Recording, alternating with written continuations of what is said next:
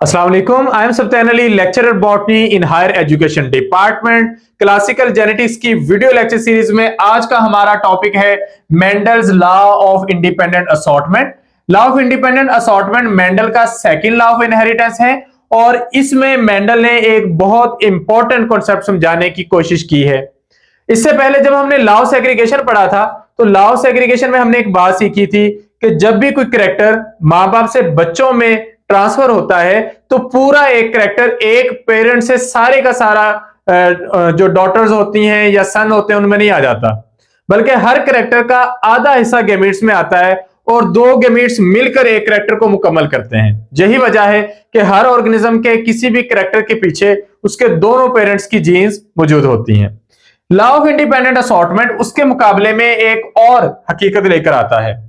Law of independent assortment explain करता है कि जब एक से ज्यादा जीन्स गैमीट्स के अंदर अपनी एलील्स को मूव करती हैं तो एक जीन्स की एलील्स की सेपरेशन दूसरी जीन की एलील्स की सेपरेशन पर असरअंदाज नहीं होती। ये मैं आपको इस तरीके से समझाता हूं कि आप पढ़ते हैं कि राउंड येलो सीड्स वाले पीस का क्रॉस अगर हम करवाते हैं रिंकल्ड ग्रीन सीड्स के साथ तो सीड्स हैं शेप वाइज राउंड हो सकते हैं या रिंकल, कलर वाइज येलो हो सकते हैं या ग्रीन। इनका क्रॉस करवाया तो पहली जनरेशन आ गई राउंड येलो। तो इससे कहीं यह तासुर तो नहीं आता कि राउंड हमेशा येलो ही होंगे। इसलिए जब हम राउंड येलो के साथ F1 मल्टीप्लाई F1 क्रॉस करवाते हैं तो हमारे पास जो F2 जनरेशन आती है उसमें राउंड येलो भी आते हैं, उसके अलावा राउंड ग्रीन भी आते हैं, रिंकल्ड येलो भी आते हैं और रिंकल्ड ग्रीन भी आते हैं। ये एक्सपेरिमेंट के रिजल्ट इस बात की निशानदेही है कि एक जीन की एलील्स दूसरी जीन की एलील से आजादाना तौर पर अलग होती हैं और एक दूसरे पर असरअंदाज नहीं होती। This law is known as law of independent assortment. ये दुरुस्त माना जाता है, लेकिन आज के मॉडर्न डे में हमने एक नया कॉन्सेप्ट सीखा है। वो नया कॉन्सेप्ट है जीन लिंकेज का। The genes which are present on same chromosome, they are not independent from each other. They are linked to each other. So they don't follow law of independent assortment. Law of independent assortment just वही genes follow करेंगी जो अलग अलग chromosomes पर मौजूद हैं। Statement check करते हैं इस लॉ की हम। तो मेंडल का लॉ ऑफ इंडिपेंडेंट असॉर्टमेंट कहता है alleles of different genes separate independently of one another during gamete formation. Law of segregation क्या कहता था? उसमें यह था कि alleles of same gene separate from each other during meiosis in such a way that each gamete receives only one allele and not both. एक gene की alleles अगर सेपरेट हो रही हैं वो लॉ ऑफ सेग्रीगेशन की डिमांड के according हो रही हैं, और अगर मुख्तलिफ जीन्स की एलील्स का हमने आपसी ताल्लुक देखना है तो वो भी एक दूसरे से आजाद हैं। गैमीट बनाते वक्त वो भी एक दूसरे पर असरअंदाज नहीं होती, लेकिन इसके लिए जो हम लॉ यूज करते हैं वो लॉ ऑफ इंडिपेंडेंट असॉर्टमेंट है। और इसके लिए शर्त यह है कि हम उन जीन्स का जिक्र कर रहे हो जो डिफरेंट क्रोमोसोम्स पर हों। अगर हम उन जीन्स का जिक्र करेंगे जो सेम क्रोमोसोम्स पर होंगी वो लॉ ऑफ इंडिपेंडेंट असॉर्टमेंट को फॉलो नहीं करेंगी। तो लॉ ऑफ इंडिपेंडेंट असॉर्टमेंट अपने तौर पर 100% ठीक भी है जब आप डिफरेंट क्रोमोसोम्स की बात करें, और ये डिफाई भी हो जाता है, इसमें हमें कमियां भी मिल जाती हैं अगर आप सेम क्रोमोसोम पर मौजूद जीन्स की बात कर रहे हैं। इसी बात को हम एक और तरीके से कहेंगे during gamete formation the alleles of one gene assort independently of alleles of another gene. इसको हम लॉ ऑफ रैंडम असॉर्टमेंट भी कह सकते हैं, लॉ ऑफ इंडिपेंडेंट असॉर्टमेंट भी कह सकते हैं। इसको साबित करने के लिए जो क्रॉस करवाया जाता है वो है डाइहाइब्रिड क्रॉस। अब डाइहाइब्रिड क्रॉस में आपको पेरेंट्स में दो कैरेक्टर चूज करने पड़ेंगे जो डिफरेंट होंगे। तो यहां पर हम कैरेक्टर चूज करते हैं सीड की शेप और सीड का कलर। सीड की शेप राउंड या रिंकल हो सकती है। राउंड होने की चांसेस ज्यादा होते हैं, ये हम लॉ ऑफ सेग्रीगेशन में सीख के आए, और रिंकल होने के चांसेस कम होते हैं। इसी तरह सीड का कलर येलो या ग्रीन हो सकता है। येलो डोमिनेंट कैरेक्टर है, इसके होने के चांसेस ज्यादा है, और ग्रीन रिसेसिव कैरेक्टर है, इसके होने के चांसेस कम है। तो पहली जनरेशन में हम क्या करेंगे, हम एक पेरेंट वो लेंगे जिसके दोनों कैरेक्टर डोमिनेंट हो और दूसरा पेरेंट वो लेंगे जिसके दोनों कैरेक्टर रिसेसिव हो। यह कहलाएगा पी जनरेशन, यानी कि राउंड येलो एक पेरेंट होगा, रिंकल्ड ग्रीन दूसरा पेरेंट होगा। जब इनका क्रॉस करवाते हैं तो पहली जनरेशन इन दोनों का हाइब्रिड होती है, जिसमें सारे रिसेसिव कैरेक्टर छुप जाते हैं। तो राउंड्स के मुकाबले में रिंकल छुप जाता है, येलो के मुकाबले में ग्रीन छुप जाता है। तो राउंड येलो सारे के सारे होते हैं, लेकिन ये राउंड येलो पेरेंट जैसे नहीं है, दिखने में वैसे ही है, लेकिन वो होमोजाइगस थे, ये हेटेरोजाइगस हैं। जब हम F1 का क्रॉस F1 के साथ करवाते हैं तो F2 जनरेशन में हमें 4 तरह के केसेस देखने को मिलते हैं। अब होता यूं है कि जब आप पौधों के साथ डील कर रहे हैं तो ऐसा नहीं होगा कि आपने 2 पेरेंट्स का क्रॉस करवाया तो एक ऑर्गेनिज्म प्रोड्यूस हुआ, ऐसा नहीं होता, बेतहाशा होते हैं। लेकिन F1 में वो सारे एक जैसे होते हैं। F1 का F1 के साथ क्रॉस करवाते हैं, आगे हजारों की तादाद में पौधे बन सकते हैं। उनमें जो सिंपल रेशियो निकलेगी वो होगी 9:3:1। 9 होंगे राउंड येलो, 3 होंगे राउंड ग्रीन, 3 रेशियो में होंगे रिंकल येलो और 1 रेशियो में होंगे wrinkle green. This 9:3:1 is phenotypic ratio of law of independent assortment. तो ये रेशियो बताती है कि दोनों ट्रेड्स एक दूसरे से आजादाना तौर पर आगे आई हैं और उन्होंने सेम वो कॉम्बिनेशन फॉलो नहीं किया जो पेरेंट्स वाला है, यानी कि राउंड येलो होना पेरेंट जैसा है, रिंकल ग्रीन होना पेरेंट जैसा है। लेकिन उसके मुकाबले में राउंड ग्रीन और रिंकल येलो होना पेरेंट जैसा नहीं है, बल्कि नया कॉम्बिनेशन है जिसे हम बोलते हैं रिकॉम्बिनेशन या रिकॉम्बिनेंट होना, ये होता है। तो ये हो गया लॉ ऑफ इंडिपेंडेंट असॉर्टमेंट। अब हम इसको क्रॉस की मदद से देखते हैं। अब ये क्रॉस में आपके लिए 2 तरह से बनाऊंगा, एक जो आप रूटीन में बड़े अरसे से पढ़ते आए हैं, एक उससे थोड़ा सा मुख्तलिफ बनाएंगे। तो पहले आपका ये वाला तरीका फॉलो करते हैं। P1 generation, round yellow seeds, in plants का अगर हम क्रॉस करवाएं रिंकल्ड ग्रीन सीड्स वाले प्लांट्स के साथ, तो ये हमने क्या लिखी है, फिनोटाइप।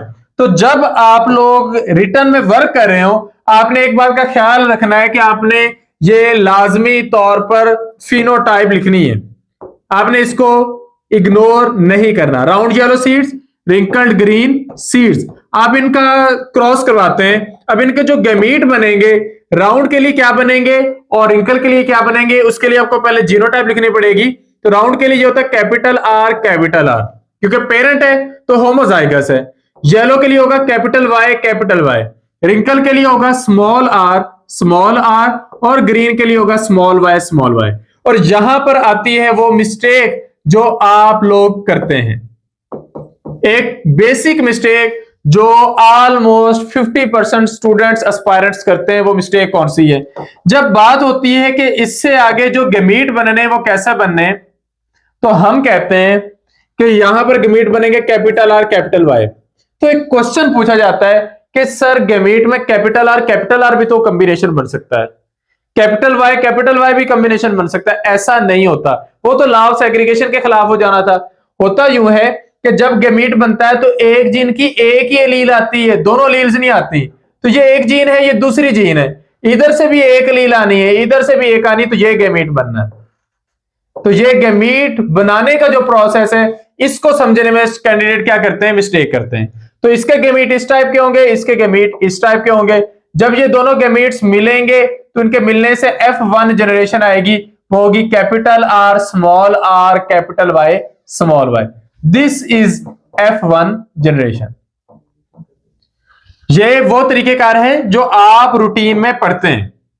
अब इसमें ये जो F1 जनरेशन है, इसने आगे गमीट बनाने हैं। लॉ ऑफ इंडिपेंडेंट असॉर्टमेंट, उसकी गमीट बनाने के प्रोसेस में आप समझ सकते हैं कि capital R capital Y small Y ने जब गमीट बनाने हैं तो गमीट किस तरह के हो सकते हैं। पहले हम गलत तरीके से बनाते हैं, फिर दुरुस्त बनाते हैं। गलत तरीका अगर यह है कि कैपिटल आर का गमीट कैपिटल वाई से बन सकता है, कैपिटल आर का स्मॉल वाई से बन सकता है, कैपिटल आर का स्मॉल आर के साथ बन सकता है।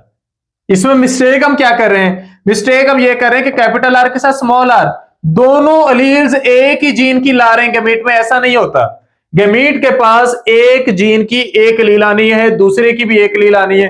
तो ये वाला गमीट ठीक बना है, ये वाला गमीट भी ठीक बना है, इसके पास एक आर है एक वाई, एक आर है एक वाई। ये गलत बना है, इसके पास दोनों आर है। ठीक है, तो ये मिस्टेक आप लोग नहीं करेंगे। तो अब हम बनाते हैं अगले दोनों गमीट। तो अगले दोनों गमीट बनेंगे, पहले बना कैपिटल आर स्मॉल वाई। अब बनेगा small R capital Y small R small Y. तो F1 ऑर्गेनिज्म 4 तरह के गैमीट बना सकता है।